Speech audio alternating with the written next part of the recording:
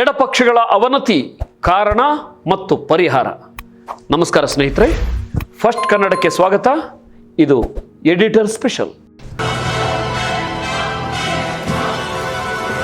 ಇವತ್ತಿನ ಈ ವಿಶೇಷ ವಿಡಿಯೋದಲ್ಲಿ ನಾವು ಭಾರತದ ರಾಜಕೀಯ ಇತಿಹಾಸದ ಅತ್ಯಂತ ದೊಡ್ಡ ಟ್ರಾಜಡಿ ಅಂದರೆ ಎಡಪಕ್ಷಗಳ ಅಥವಾ ಕಮ್ಯುನಿಸ್ಟ್ ಪಕ್ಷಗಳ ಸಂಪೂರ್ಣ ಪತನದ ಬಗ್ಗೆ ಯಾವುದೇ ಮುಲಾಜಿಲ್ಲದೆ ವಸ್ತುನಿಷ್ಠವಾಗಿ ಪೋಸ್ಟ್ ಮಾರ್ಟಮ್ ಮಾಡಲಿದ್ದೇವೆ. ಎಲ್ಲೂ ಸ್ಕಿಪ್ ಮಾಡದೆ ಕಡೆಯವರೆಗೂ ನೋಡಿ. ಯಾಕಂದರೆ ಭಾರತದ ರಾಜಕೀಯ ಅಂದರೆ ಅದು ಎಡಪಕ್ಷಗಳ ರಾಜಕೀಯ ಕೂಡ. ಸ್ನೇಹಿತರೆ, 1925ರಲ್ಲಿ ಕಾನ್ಪುರದಲ್ಲಿ ಶುರುವಾದ communist party of India CPI ಒಂದು ಕಾಲದಲ್ಲಿ ಕಾರ್ಮಿಕರ, ರೈತರ ಹಾಗೂ ಶೋಷಿತ ವರ್ಗದ ಏಕೈಕ ಭರವಸೆಯಾಗಿತ್ತು. ನಿಮಗೆ ಗೊತ್ತಿರಲಿ, 2004ರ ಲೋಕಸಭಾ ಚುನಾವಣೆಯಲ್ಲಿ ಬರೋಬ್ಬರಿ 61 ಸೀಟುಗಳನ್ನು ಗೆದ್ದು ಕೇಂದ್ರದಲ್ಲಿ ಮನಮೋಹನ್ ಸಿಂಗ್ ನೇತೃತ್ವದ UPA ಸರ್ಕಾರವನ್ನೇ ಕಂಟ್ರೋಲ್ ಮಾಡ್ತಿದ್ದವರು ಇದೇ ಎಡಪಕ್ಷದ ನಾಯಕರು. ಆದರೆ ಅಲ್ಲಿಂದ ಶುರುವಾದ ಇವರ ಪತನ ಎಷ್ಟರ ಮಟ್ಟಿಗೆ ತಲುಪಿದೆ ಅಂದರೆ, ಪಶ್ಚಿಮ ಬಂಗಾಳದಲ್ಲಿ 1977ರಿಂದ 2011ರವರೆಗೆ ಸತತ 34 ವರ್ಷಗಳ ಕಾಲ ಆಡಳಿತ ನಡೆಸಿದ್ದ ಇದೇ ಎಡರಂಗ 2021ರ ವಿಧಾನಸಭಾ ಚುನಾವಣೆಯಲ್ಲಿ 0 ಯಾವುದೇ ಸೀಟುಗಳನ್ನು ಪಡೆಯದೆ ಝೀರೋಗೆ ಕುಸಿಯಿತು. 2024ರ ಲೋಕಸಭಾ ಚುನಾವಣೆಯಲ್ಲಿ ಇಡೀ ದೇಶಾದ್ಯಂತ ಸಿಕ್ಕಿದ್ದು ಕೇವಲ 9 ಸೀಟುಗಳು. ಇದಕ್ಕಿಂತ ದೊಡ್ಡ ಆಘಾತ ಎಂದರೆ, ಅವರ ಕಟ್ಟಕಡೆಯ ಭದ್ರಕೋಟೆಯಾಗಿದ್ದ ಕೇರಳದಲ್ಲಿ ಅಧಿಕಾರವನ್ನೇ ಕಳೆದುಕೊಂಡ್ಬಿಟ್ರು. ಬಡವರ, ಶ್ರಮಿಕರ ಪರ ಅಂತ ಹೇಳಿಕೊಳ್ಳುವ ಈ ಎಡಪಕ್ಷಗಳು ಇಷ್ಟು ಹೀನಾಯವಾಗಿ ಸೋಲಲು ಕಾರಣಗಳೇನು? ಇವರ ಐಡಿಯಾಲಜಿ ಎಲ್ಲಿ ಫೇಲ್ ಆಯಿತು? ಇಂದಿನ ಯುವ ಜನರ ಆಕಾಂಕ್ಷೆಗಳನ್ನು ಅರ್ಥ ಮಾಡಿಕೊಳ್ಳುವಲ್ಲಿ ಇವರು ಎಡವಿದ್ದಲ್ಲಿ ಬನ್ನಿ ಪ್ರತಿಯೊಂದನ್ನು ಡಿಕೋಡ್ ಮಾಡೋಣ. ಜಾತಿ ಸಮಸ್ಯೆ, ಮಾರ್ಕ್ಸ್ವಾದ ಮತ್ತು ಅಂಬೇಡ್ಕರ್ ವಾದದ ನಡುವಿನ ಕಂದಕ. ಸ್ನೇಹಿತರೆ, ಭಾರತದಲ್ಲಿ ಎಡಪಕ್ಷಗಳು ಮಾಡಿದ ಮೊದಲ ಮತ್ತು ಅತಿ ದೊಡ್ಡ ಐತಿಹಾಸಿಕ ಬ್ಲಂಡರ್ ಅಂದರೆ ಭಾರತೀಯ ಸಮಾಜದ ಅತ್ಯಂತ ಕ್ರೂರ ವಾಸ್ತವವಾದ ಜಾತಿ ವ್ಯವಸ್ಥೆಯನ್ನು ಅರ್ಥ ಮಾಡಿಕೊಳ್ಳುವಲ್ಲಿ ಸಂಪೂರ್ಣವಾಗಿ ವಿಫಲವಾಗಿತ್ತು. ಕಾರ್ಲ್ ಮಾರ್ಕ್ಸ್ ಅವರ ಸಿದ್ಧಾಂತದ ಪ್ರಕಾರ ಆರ್ಥಿಕ ಮೂಲಸೌಕರ್ಯವು ಅಂದರೆ ಎಕನಾಮಿಕ್ ಬೇಸ್ ಮೇಲಿನ ರಚನೆಗಳನ್ನು ಸೂಪರ್ ಸ್ಟ್ರಕ್ಚರ್ ಅಂದರೆ ಜಾತಿ ಧರ್ಮಗಳನ್ನು ನಿಯಂತ್ರಿಸುತ್ತದೆ. ಬಂಡವಾಳಶಾಹಿ ಮತ್ತು ಊಳಿಗಮಾನ್ಯ ವ್ಯವಸ್ಥೆ ನಾಶವಾದರೆ ಜಾತಿಯು ತಾನಾಗಿಯೇ ಸಾಯುತ್ತೆ ಅಂತ EMS ನಂಬೂದಿರಿಪಾಡ್ ಅವರಂತಹ ಕಮ್ಯುನಿಸ್ಟ್ ನಾಯಕರು ನಂಬಿದ್ರು. ಆದರೆ ಡಾಕ್ಟರ್ BR ಅಂಬೇಡ್ಕರ್ ಅವರು ಅಂದೇ ಎಡಪಕ್ಷಗಳ ಮುಖಕ್ಕೆ ಹೊಡೆದಂತೆ ಒಂದು ಮಾತನ್ನು ಹೇಳಿದ್ರು. ಮಾರ್ಕ್ಸ್ವಾದಿಗಳು ಕೇವಲ ವರ್ಗ ಅಂದರೆ ಕ್ಲಾಸ್ ಸಂಘರ್ಷಕ್ಕೆ ಒತ್ತು ನೀಡ್ತಾರೆ, ಆದರೆ ಭಾರತದಲ್ಲಿ ಜಾತಿ ಅಂದರೆ ಕ್ಯಾಸ್ಟ್ ಅನ್ನೋದು ಕೇವಲ ಶ್ರಮ ವಿಭಜನೆಯಲ್ಲ, ಬದಲಾಗಿ ಶ್ರಮಿಕರ ವಿಭಜನೆ. ಜಾತಿ ವ್ಯವಸ್ಥೆಯನ್ನು ನಿರ್ಲಕ್ಷಿಸಿ ಕೇವಲ ಆರ್ಥಿಕ ಕ್ರಾಂತಿ ಮಾಡೋದು ಅಸಾಧ್ಯ ಅಂತ ಅಂಬೇಡ್ಕರ್ ಎಚ್ಚರಿಸಿದ್ರು. ಕಮ್ಯುನಿಸ್ಟ್ ನಾಯಕರು ಬಹುಪಾಲು ಮೇಲ್ಜಾತಿ ಹಿನ್ನೆಲೆಯಿಂದ ಬಂದಿದ್ದರಿಂದ ದಲಿತರು ಅನುಭವಿಸುತ್ತಿದ್ದ ದೈನಂದಿನ ಜಾತಿ ದೌರ್ಜನ್ಯ, ಅಸ್ಪೃಶ್ಯತೆಗಳು ಅವರಿಗೆ ಕೇವಲ ಆರ್ಥಿಕ ಸಮಸ್ಯೆಗಳಾಗಿ ಕಂಡವು. ಕೇವಲ ವರ್ಗ ಸಂಘರ್ಷಕ್ಕೆ ಅಂದರೆ ಕ್ಲಾಸ್ ಸ್ಟ್ರಗಲ್ಗೆ ಜೋತು ಬಿದ್ದ ಇವರು ಜಾತೀಯತೆಯ ವಿರುದ್ಧ ನೇರ ಮತ್ತು ಸ್ವತಂತ್ರ ಹೋರಾಟಗಳನ್ನು ಕಟ್ಟಲೇ ಇಲ್ಲ. ದಲಿತರನ್ನು ಕೇವಲ ತಮ್ಮ ರಾಜಕೀಯ ವೋಟ್ ಬ್ಯಾಂಕ್ ಆಗಿ ಬಳಸ್ಕೊಂಡ್ರೆ ವಿನಃ ಅವರಿಗೆ ನಾಯಕತ್ವವನ್ನು ಕೊಡಲೇ ಇಲ್ಲ. ಇದಷ್ಟೇ ಅಲ್ಲದೆ ಪೆನ್ನು ಹಿಡಿಯಬೇಕಿದ್ದ ದಲಿತರ ಕೈಗೆ ಗನ್ನು ಕೊಟ್ಟು ಗೆರಿಲ್ಲಾ ವಾರಿಗೆ ಪ್ರಚೋದಿಸಿದ್ದು ಕೂಡ ಇವರ ಅಪರಾಧವೇ. ಭೂ ಸುಧಾರಣೆಯಲ್ಲಿನ ವಿರೋಧಾಭಾಸ, ಅಂಬೇಡ್ಕರ್ ಅವರ ಆರ್ಥಿಕ ನೀತಿಗಳ ಕಡೆಗಣನೆ. ಸ್ನೇಹಿತರೆ, ಎಡಪಕ್ಷಗಳು ಸದಾ ಉಳುವವನೇ ಭೂಮಿಯ ಒಡೆಯ, ಲ್ಯಾಂಡ್ ಟು ದ ಟಿಲ್ಲರ್ ಅನ್ನೋ ಘೋಷಣೆಯನ್ನು ಕೂಗ್ತಿದ್ರು. ಪಶ್ಚಿಮ ಬಂಗಾಳದಲ್ಲಿ ಆಪರೇಷನ್ ಬರ್ಗಾ ಮೂಲಕ ಇದೇ ತತ್ವವನ್ನು ಜಾರಿಗೆ ತಂದರು. ಆದರೆ ಇದರ ಅಸಲಿ ರಿಯಾಲಿಟಿ ಏನು ಗೊತ್ತಾ? ಈ ನೀತಿಯಿಂದ ಕೇವಲ ಭೂಮಿಯನ್ನು ಗೇಣಿಗೆ ಪಡೆದು ಉಳುತ್ತಿದ್ದ ಮಧ್ಯಮ ಜಾತಿಗಳಿಗೆ ಮಾತ್ರ ಲಾಭವಾಗ್ತದೆ ಹೊರತು ಸ್ವಂತ ಭೂಮಿಯೇ ಇಲ್ಲದ, ಗೇಣಿಗೂ ಭೂಮಿ ಸಿಗದ ಕೋಟ್ಯಂತರ ದಲಿತ ಕೃಷಿ ಕಾರ್ಮಿಕರಿಗೆ ಇದರಿಂದ ಬಿಡಿಗಾಸಿನ ಲಾಭವೂ ಇಲ್ಲ ಅಂತ ಅಂಬೇಡ್ಕರ್ ಅಂದೇ ವಾದಿಸಿದ್ದರು. ಇದಕ್ಕೆ ಬದಲಾಗಿ ಅಂಬೇಡ್ಕರ್ ಅವರ ಸ್ಟೇಟ್ಸ್ ಅಂಡ್ ಮೈನಾರಿಟೀಸ್ 1947ರಲ್ಲಿ ಬರೆದಂಥ ಈ ಕೃತಿಯಲ್ಲಿ ಹೇಳುವಂತೆ, ಕೃಷಿ ಭೂಮಿಯು ಯಾವುದೇ ಒಬ್ಬ ವ್ಯಕ್ತಿಗೆ ಸೇರಿದ್ದಾಗಿರಬಾರದು, ಭೂಮಿಯು ಸರ್ಕಾರದ ಆಸ್ತಿಯಾಗಿರಬೇಕು ಮತ್ತು ಸರ್ಕಾರವೇ ಅದನ್ನು ರೈತರಿಗೆ ಕೃಷಿ ಮಾಡಲು ನೀಡಬೇಕು ಎನ್ನುವಂತೆ ಇರಬೇಕು. ಅಂದರೆ ಇಡೀ ಕೃಷಿ ಭೂಮಿಯನ್ನು ಸರ್ಕಾರವೇ ರಾಷ್ಟ್ರೀಕರಣಗೊಳಿಸಬೇಕು, ಕೃಷಿಯನ್ನು ಒಂದು ಕೈಗಾರಿಕೆಯಾಗಿ ಪರಿವರ್ತಿಸಿ ಜಾತಿ ಭೇದವಿಲ್ಲದೆ ಸಾಮೂಹಿಕ ಕೃಷಿ ಕಲೆಕ್ಟಿವ್ ಫಾರ್ಮಿಂಗ್ ಮಾಡಬೇಕು ಅಂತ ಅಂಬೇಡ್ಕರ್ ಹೇಳಿದ್ರು. ಬಂಡವಾಳ, ಬೀಜ ಎಲ್ಲವನ್ನು ಸರ್ಕಾರವೇ ಕೊಡಬೇಕು. ಇದರಿಂದ ದಲಿತರು, ಮೇಲ್ಜಾತಿಯ ಜಮೀನ್ದಾರರ ಮೇಲಿನ ಅವಲಂಬನೆಯಿಂದ ಮುಕ್ತರಾಗ್ತಾರೆ ಅನ್ನೋದು ಅಂಬೇಡ್ಕರ್ ಅವರ ಅದ್ಭುತ ಆರ್ಥಿಕ ನೀತಿಯಾಗಿತ್ತು.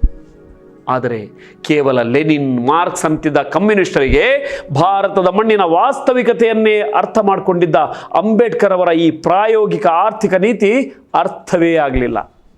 ಅಂಬೇಡ್ಕರ್ ಅವರು ಬೃಹತ್ ಕೈಗಾರೀಕರಣ ಮತ್ತು ನಗರೀಕರಣದ ಮೂಲಕ ಶೋಷಿತರು ಹಳ್ಳಿಗಳೆಂಬ ಜಾತಿ ಕೂಪದಿಂದ ಹೊರಬರಬೇಕು ಅಂತ ಕರೆ ನೀಡಿದರೆ, ಎಡಪಕ್ಷಗಳು ಹಳೆ ಕಾಲದ ಊಳಿಗಮಾನ್ಯ ಕೃಷಿ ವ್ಯವಸ್ಥೆಯಲ್ಲೇ ರೈತರನ್ನ ಹಿಡಿದಿಡಲು ಯತ್ನಿಸಿದವು. ಪಾರ್ಟಿ, ಸೊಸೈಟಿ ಮತ್ತು ಹೊಸ ಊಳಿಗಮಾನ್ಯ ವ್ಯವಸ್ಥೆ.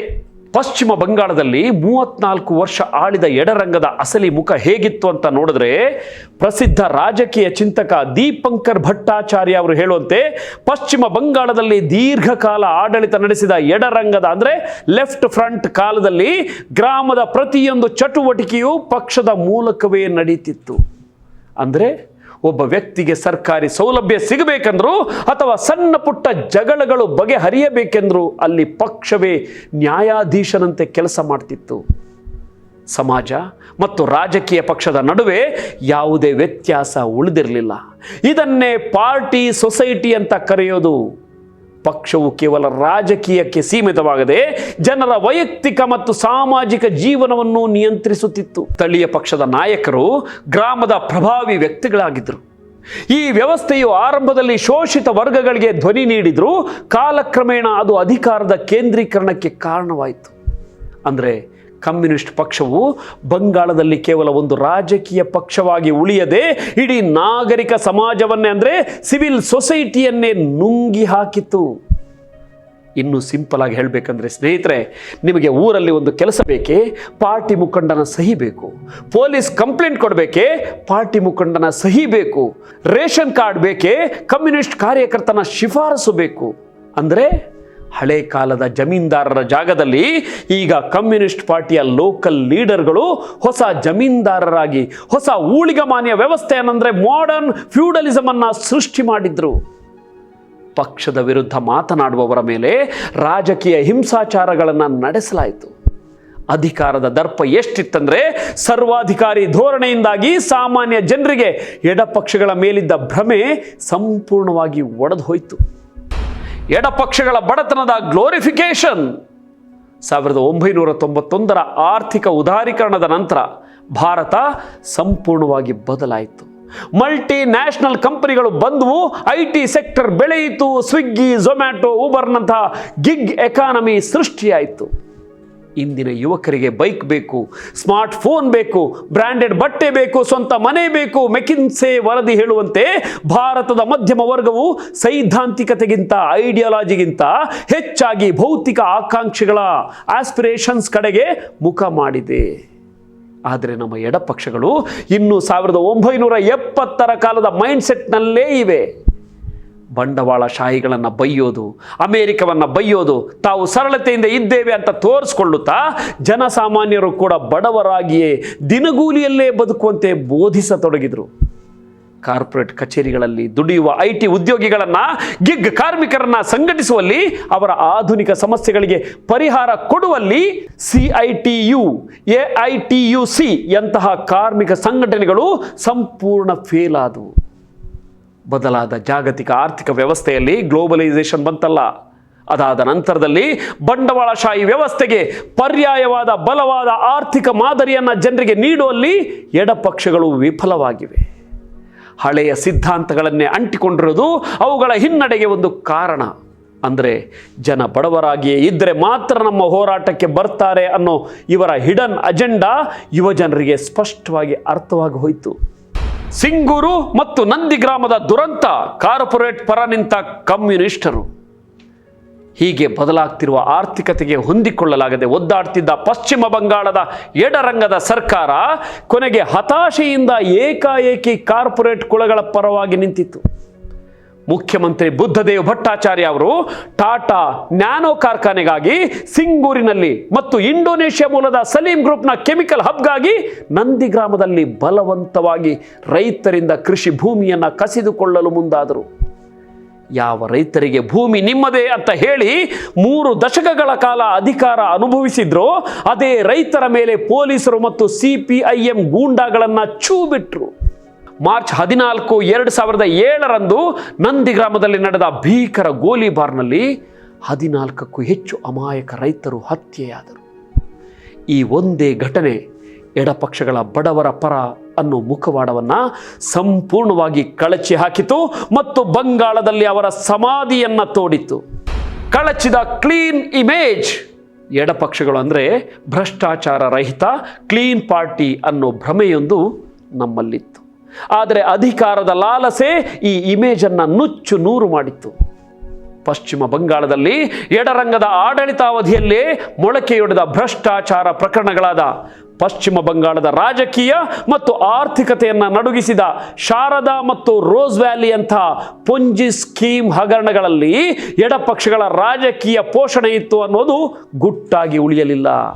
ಪಶ್ಚಿಮ ಬಂಗಾಳದಲ್ಲಿ ಎಡರಂಗದ ಆಡಳಿತಾವಧಿಯಲ್ಲೇ ಮೊಳಕೆಯೊಡೆದ ಭ್ರಷ್ಟಾಚಾರ ಪ್ರಕರಣಗಳಾದ ಪಶ್ಚಿಮ ಬಂಗಾಳದ ರಾಜಕೀಯ ಮತ್ತು ಆರ್ಥಿಕತೆಯನ್ನು ನಡುಗಿಸಿದ ಶಾರದಾ ಮತ್ತು ರೋಸ್ ವ್ಯಾಲಿ ಅಂಥ ಪಾನ್ಜಿ ಹಗರಣಗಳಲ್ಲಿ ಎಡಪಕ್ಷಗಳ ರಾಜಕೀಯ ಪೋಷಣೆ ಇತ್ತು ಅನ್ನೋದು ಗುಟ್ಟಾಗಿ ಉಳಿಯಲಿಲ್ಲ. ಇನ್ನು ಮೊನ್ನೆ ಎಲೆಕ್ಷನ್ನಲ್ಲಿ ಕೇರಳದಲ್ಲಿ ಇವರು ಅಧಿಕಾರ ಕಳೆದುಕೊಳ್ಳಲು ಮುಖ್ಯ ಕಾರಣವೇ ಇವರ ಭ್ರಷ್ಟಾಚಾರ. 2020 ಜುಲೈನಲ್ಲಿ ತಿರುವನಂತಪುರಂ ವಿಮಾನ ನಿಲ್ದಾಣದಲ್ಲಿ UAE ಕಾನ್ಸುಲೇಟ್ನ ಡಿಪ್ಲೊಮ್ಯಾಟಿಕ್ ಬ್ಯಾಗ್ ಮೂಲಕ ಸಾಗಣೆಯಾಗ್ತಿದ್ದ 30 kg ಚಿನ್ನವನ್ನು ಕಸ್ಟಮ್ಸ್ ಅಧಿಕಾರಿಗಳು ವಶಪಡಿಸಿಕೊಂಡರು. ಈ ಕೇಸಿನಲ್ಲಿ ನೇರವಾಗಿ ಮುಖ್ಯಮಂತ್ರಿ ಪಿಣರಾಯಿ ವಿಜಯನ್ ಅವರ ಪ್ರಧಾನ ಕಾರ್ಯದರ್ಶಿ ಎಂ ಶಿವಶಂಕರ್ ಅವರೇ ಅರೆಸ್ಟ್ ಆದರು. ಇದು ಸಾಲದೆಂಬಂತೆ ಬಡವರಿಗೆ ಮನೆ ಕಟ್ಟಿಕೊಡುವ ಲೈಫ್ ಮಿಷನ್ ಯೋಜನೆಯಲ್ಲಿ ಕಮಿಷನ್ ಹಗರಣ, 100 ಕೋಟಿ ರೂಪಾಯಿಗಳ AI ಕ್ಯಾಮರಾ ಹಗರಣ, ಸಹಕಾರಿ ಬ್ಯಾಂಕ್ಗಳಲ್ಲಿನ ಲೂಟಿ ಇವೆಲ್ಲವೂ ಎಡಪಕ್ಷಗಳ ನೈತಿಕ ಬುನಾದಿಯನ್ನೇ ಅಲುಗಾಡಿಸಿದವು. ಭ್ರಷ್ಟರನ್ನ ಪಕ್ಷದಿಂದ ಹೊರಹಾಕುವ ಬದಲು ಅವರನ್ನು ರಕ್ಷಿಸಲು ನಿಂತ ನಾಯಕತ್ವವನ್ನು ನೋಡಿ ಜನ ರೋಸಿ ಹೋದರು. ದಿ ಫ್ಯಾನ್ಸಿ ಲೆಫ್ಟ್ ಮತ್ತು ಪ್ರದರ್ಶನಾತ್ಮಕ ಬುದ್ಧಿಜೀವಿಗಳು ಇಂದಿನ ಎಡಪಂಥೀಯ ನಾಯಕರನ್ನ ಫ್ಯಾನ್ಸಿ ಲೆಫ್ಟ್ ಅಂತಲೇ ಕರೆಯಬಹುದು. ಇವರಿಗೆ ಗ್ರೌಂಡ್ ರಿಯಾಲಿಟಿಗಿಂತ AC ರೂಮ್ನಲ್ಲಿ ಕೂತು ಟ್ವಿಟ್ಟರ್, ಫೇಸ್ಬುಕ್ಗಳಲ್ಲಿ ಅಮೆರಿಕದ ನೀತಿ, ಗಾಜಾ ಸಂಘರ್ಷದ ಬಗ್ಗೆ ಉದ್ದುದ್ದ ಬರೆಯುವುದರಲ್ಲೇ ಆಸಕ್ತಿ. ಬೀದಿ ನಾಯಿಗಳ ನಿಯಂತ್ರಣದ ಬಗ್ಗೆ ಸುಪ್ರೀಂ ಕೋರ್ಟ್ ಆದೇಶ ಹೊರಡಿಸಿದಾಗ ಎಡಪಂಥೀಯ ಪ್ರಾಣಿದಯ ಕಾರ್ಯಕರ್ತರು ಬೀದಿ ನಾಯಿಗಳ ಪರ ನಿಂತರೆ ಹೊರತು ರಾತ್ರಿ ಪಾಳಿಯಲ್ಲಿ ಆ ನಾಯಿಗಳ ಕಡಿತಕ್ಕೆ ಗುರಿಯಾಗುವ ಡೆಲಿವರಿ ಬಾಯ್ಸ್, ಸೆಕ್ಯೂರಿಟಿ ಗಾರ್ಡ್ಗಳ ಪರ ನಿಲ್ಲಲಿಲ್ಲ. ಬಿಹಾರದ ಪ್ರವಾಹ, ಹಳ್ಳಿಗಳಲ್ಲಿನ ದೌರ್ಜನ್ಯ, ಪೇಪರ್ ಲೀಕ್ ಸಮಸ್ಯೆಗಳಿಗಿಂತ ಇವರಿಗೆ ಅಂತಾರಾಷ್ಟ್ರೀಯ ವಿಚಾರಗಳೇ ಮುಖ್ಯವಾದವು. ಇಟಲಿಯ ಚಿಂತಕ ಆಂಟೋನಿಯೋ ಗ್ರಾಮ್ಸಿ ಹೇಳುವಂತಹ ಸಾವಯವ ಬುದ್ಧಿಜೀವಿಗಳ ಆರ್ಗಾನಿಕ್ ಇಂಟಲೆಕ್ಚುಯಲ್ಸ್ ಅಂದರೆ ಶೋಷಿತ ವರ್ಗದೊಳಗಿಂದಲೇ ಹುಟ್ಟಿ ಬರುವ ನಾಯಕರು, ಇವರ ಕೊರತೆ ಇವರನ್ನ ಕಾಡಿತು. ಇವರು ಜನರ ಪರವಾಗಿ ಮಾತನಾಡಿದರೆ ವಿನಃ ಜನರ ಜೊತೆಯಾಗಿ ನಿಲ್ಲಲೇ ಇಲ್ಲ. ಐತಿಹಾಸಿಕ ತಪ್ಪುಗಳು ಮತ್ತು ಧಾರ್ಮಿಕ ರಾಷ್ಟ್ರೀಯತೆಯ ಉದಯ. ಎಡಪಕ್ಷಗಳಿಗೆ ರಾಜಕೀಯ ದೃಷ್ಟಿದೋಷ ಎಷ್ಟಿತ್ತಂದ್ರೆ 1996ರ ಲೋಕಸಭಾ ಚುನಾವಣೆಯ ನಂತರ ಯಾವುದೇ ಪಕ್ಷಕ್ಕೆ ಸ್ಪಷ್ಟ ಬಹುಮತವಿರಲಿಲ್ಲ. ಆಗ ಕಾಂಗ್ರೆಸ್ ವಿರೋಧಿ ಯುನೈಟೆಡ್ ಫ್ರಂಟ್ ರಚನೆಯಾದಾಗ ಮೈತ್ರಿಕೂಟದ ಎಲ್ಲ ನಾಯಕರು ಪಶ್ಚಿಮ ಬಂಗಾಳದ ಆಗಿನ ಮುಖ್ಯಮಂತ್ರಿ ಜ್ಯೋತಿ ಬಸು ಅವರು ಪ್ರಧಾನಿಯಾಗಲಿ ಅಂತ ಬಯಸಿದ್ರು. ಆದರೆ CPM ಪಕ್ಷದ ಕೇಂದ್ರ ಸಮಿತಿಯು ಈ ಪ್ರಸ್ತಾಪವನ್ನು ತಿರಸ್ಕರಿಸಿತು. ಸರ್ಕಾರದಲ್ಲಿ ತಮಗೆ ಬಹುಮತವಿಲ್ಲದ ಕಾರಣ ಮತ್ತು ಸಿದ್ಧಾಂತಕ್ಕೆ ಬದ್ಧವಾಗಿರಲು ಅಧಿಕಾರದಿಂದ ದೂರವಿರೋದೇ ಲೇಸು ಎಂಬುದು ಪಕ್ಷದ ಅಂದಿನ ಹಿರಿಯ ನಾಯಕರ, ಮುಖ್ಯವಾಗಿ ಪ್ರಕಾಶ್ ಕಾರಟ್ ಅವರಂತಹ ಇವರ ನಿಲುವಾಗಿತ್ತು. ಸ್ವತಃ ಜ್ಯೋತಿ ಬಸು ಅವರೇ ನಂತರದ ದಿನಗಳಲ್ಲಿ ಪಕ್ಷದ ಈ ನಿರ್ಧಾರವನ್ನು ಐತಿಹಾಸಿಕ ಪ್ರಮಾದ ಅಂತ ಕರೆದರು. ಯಾಕಂದ್ರೆ ಒಬ್ಬ ಕಮ್ಯುನಿಸ್ಟ್ ನಾಯಕ ಪ್ರಧಾನಿಯಾಗಿದ್ರೆ ದೇಶದ ರಾಜಕೀಯ ದಿಕ್ಕನ್ನೇ ಬದಲಿಸಬಹುದಿತ್ತು ಮತ್ತು ರಾಷ್ಟ್ರೀಯ ಮಟ್ಟದಲ್ಲಿ ಎಡಪಕ್ಷಗಳ ಪ್ರಭಾವವನ್ನು ಗಟ್ಟಿಗೊಳಿಸಬಹುದಿತ್ತು ಅನ್ನೋದು ಅವರ ವಾದವಾಗಿತ್ತು. 2008ರಲ್ಲಿ ಪರಮಾಣು ಒಪ್ಪಂದದ ವಿಚಾರದಲ್ಲಿ ಹಠಮಾರಿ ಧೋರಣೆ ತೋರಿ UPA ಸರ್ಕಾರಕ್ಕೆ ಬೆಂಬಲ ವಾಪಸ್ ಪಡೆದದ್ದು ಇವರ ಪತನವನ್ನು ಇನ್ನಷ್ಟು ವೇಗಗೊಳಿಸಿತು. ಇಂಥ ಟೈಮ್ ನೋಡಿಕೊಂಡೇ BJP ಸರ್ಕಾರ ಗ್ಯಾಸ್ ಸಿಲಿಂಡರ್, ಶೌಚಾಲಯ, ನೇರ ನಗದು ವರ್ಗಾವಣೆಯಂಥ ಅಂದರೆ DBT ಕಲ್ಯಾಣ ಯೋಜನೆಗಳನ್ನು ಜಾರಿಗೆ ತರುವ ಮೂಲಕ ಎಡಪಕ್ಷಗಳ ಬಡವರ ಪರ ಟ್ರೇಡ್ ಮಾರ್ಕನ್ನು ಹೈಜಾಕ್ ಮಾಡಿತು. ಚುನಾವಣೆಗಳು ಆರ್ಥಿಕ ಅಸಮಾನತೆಯಿಂದ ಧಾರ್ಮಿಕ, ಸಾಂಸ್ಕೃತಿಕ, ರಾಷ್ಟ್ರೀಯತೆಯ ಕಡೆಗೆ ಪೊಲಿಟಿಕಲ್ ಪೋಲರೈಸೇಷನ್ಗೆ ಶಿಫ್ಟ್ ಆದಾಗ ಎಡಪಕ್ಷಗಳ ಹಳಸಲು ಸಂದೇಶಗಳು ಜನರಿಗೆ ತಲುಪಲೇ ಇಲ್ಲ. ಎಡಪಕ್ಷಗಳಿಗೆ ಭವಿಷ್ಯವಿದೆಯೇ? ಬದಲಾವಣೆಯ ದಾರಿ ಯಾವುದು? ಖಂಡಿತ ಇದೆ ಸ್ನೇಹಿತರೆ. ಆದರೆ ಅವರು ಬರೀ ಮಾರ್ಕ್ಸ್, ಲೆನಿನ್ ಪುಸ್ತಕಗಳನ್ನು ಬದಿಗಿಟ್ಟು ಭಾರತದ ವಾಸ್ತವಕ್ಕೆ ತಕ್ಕಂತೆ ಅಪ್ಗ್ರೇಡ್ ಆಗಬೇಕು. ಅಂಬೇಡ್ಕರ್ ಮತ್ತು ಮಾರ್ಕ್ಸ್ ಸಮ್ಮಿಲನ. ಎಡಪಕ್ಷಗಳು ಕೇವಲ ವರ್ಗ ಹೋರಾಟ, ಕ್ಲಾಸ್ ಸ್ಟ್ರಗಲ್ ಸಾಕು ಅನ್ನೋ ಭ್ರಮೆಯಿಂದ ಹೊರಬಂದು ಜಾತಿ ವಿನಾಶದ ಚಳುವಳಿಯನ್ನು ಮುಂಚೂಣಿಯಲ್ಲಿಡಬೇಕು. ಸಾಮಾಜಿಕ ನ್ಯಾಯವಿಲ್ಲದೆ ಆರ್ಥಿಕ ನ್ಯಾಯ ಅಸಾಧ್ಯ ಅನ್ನೋದನ್ನು ಅರಿಯಬೇಕು. ಸಾವಯವ ನಾಯಕತ್ವ, ಆರ್ಗ್ಯಾನಿಕ್ ಲೀಡರ್ಶಿಪ್. ಮೇಲ್ಜಾತಿ ನಾಯಕರ ಹಿಡಿತದಿಂದ ಪಕ್ಷವನ್ನು ಮುಕ್ತಗೊಳಿಸಿ ದಲಿತ, ಬಹುಜನ ಮತ್ತು ತಳಮಟ್ಟದ ಯುವಜನತೆಗೆ ನಾಯಕತ್ವವನ್ನು ಬಿಟ್ಟು ಕೊಡಬೇಕು. ಹೊಸ ಆಕಾಂಕ್ಷೆಗಳಿಗೆ ಸ್ಪಂದನೆ. 1970ರ ಕಾಲದ ಬಡತನದ ಗ್ಲೋರಿಫಿಕೇಶನ್ ಬಿಟ್ಟು ಇಂದಿನ ಯುವಕರ IT ಉದ್ಯೋಗ, ಗಿಗ್ ಎಕಾನಮಿ, ಆಧುನಿಕ ಜೀವನ ಶೈಲಿಯ ಕನಸುಗಳಿಗೆ ತಕ್ಕಂತೆ ತಮ್ಮ ಆರ್ಥಿಕ ನೀತಿಗಳನ್ನು ಬದಲಾಯಿಸಿಕೊಳ್ಬೇಕು. ಪ್ರೈವೇಟ್ ಸೆಕ್ಟರನ್ನು ಕೇವಲ ವಿರೋಧಿಸುವ ಬದಲು ಆ ವ್ಯವಸ್ಥೆಯೊಳಗೆ ಕಾರ್ಮಿಕರ ಹಕ್ಕುಗಳನ್ನು ರಕ್ಷಿಸುವ ಪ್ರಾಯೋಗಿಕ ಮಾಡೆಲ್ ರೂಪಿಸಬೇಕು. ಭ್ರಷ್ಟಾಚಾರದ ವಿರುದ್ಧ ಝೀರೋ ಟಾಲರೆನ್ಸ್. ಅಧಿಕಾರದ ಮದದಿಂದ ಭ್ರಷ್ಟಾಚಾರದಲ್ಲಿ ತೊಡಗಿರುವ ನಾಯಕರನ್ನ ಮುಲಾಜಿಲ್ಲದೆ ಪಕ್ಷದಿಂದ ಕಿತ್ತೊಗೆದು ಕಳೆದುಕೊಂಡಿರುವ ಕ್ಲೀನ್ ಇಮೇಜ್ ಅನ್ನ ಮರಳಿ ಪಡಿಬೇಕು. ಸಾಂಸ್ಕೃತಿಕ ಸಂಪರ್ಕ, ಕಲ್ಚರಲ್ ಕನೆಕ್ಟ್. ಭಾರತೀಯರ ಧಾರ್ಮಿಕ ನಂಬಿಕೆಗಳನ್ನು ಬರೀ ಮೌಢ್ಯ ಅಂತ ಜರಿಯುವ ಬದಲು ಭಾರತೀಯ ಸಂಸ್ಕೃತಿಯ ಪ್ರಗತಿಪರ ಅಂಶಗಳನ್ನು ಅಳವಡಿಸಿಕೊಂಡು ಜನರೊಂದಿಗೆ ಭಾವನಾತ್ಮಕವಾಗಿ ಬೆರೀಬೇಕು. ಸ್ನೇಹಿತರೆ, ಇಂದಿನ ತೀವ್ರ ಆರ್ಥಿಕ ಅಸಮಾನತೆ, ನಿರುದ್ಯೋಗದ ಕಾಲದಲ್ಲಿ ವಿರೋಧ ಪಕ್ಷವಾಗಿ ಎಡಪಂಥೀಯ ಚಿಂತನೆಗಳ ಅಗತ್ಯ ಭಾರತಕ್ಕೆ ಖಂಡಿತ ಇದೆ. ಆದರೆ ಅವರು ಈ ಗ್ರೌಂಡ್ ರಿಯಾಲಿಟಿಗೆ ತಕ್ಕಂತೆ ಬದಲಾಗದೆ ಹೋದರೆ ಕೇವಲ ಇತಿಹಾಸದ ಪುಟಗಳಲ್ಲಿ ಮಾತ್ರ ಉಳಿದುಕೊಳ್ತಾರೆ. ಇದೇ ಇವತ್ತಿನ ವಿಶ್ಲೇಷಣೆ. ನಿಮ್ಮ ಅನಿಸಿಕೆಗಳನ್ನು ಕಮೆಂಟ್ ಬಾಕ್ಸ್ನಲ್ಲಿ ತಿಳಿಸಿ. ಮುಂದಿನ ವಿಡಿಯೋದಲ್ಲಿ ಸಿಗೋಣ. ನೋಡ್ತಾ ಇರಿ ಫಸ್ಟ್ ಕನ್ನಡ. ಆಗೋದಲ್ಲ ಒಳ್ಳೆಯದಕ್ಕೆ. ನಮಸ್ಕಾರ.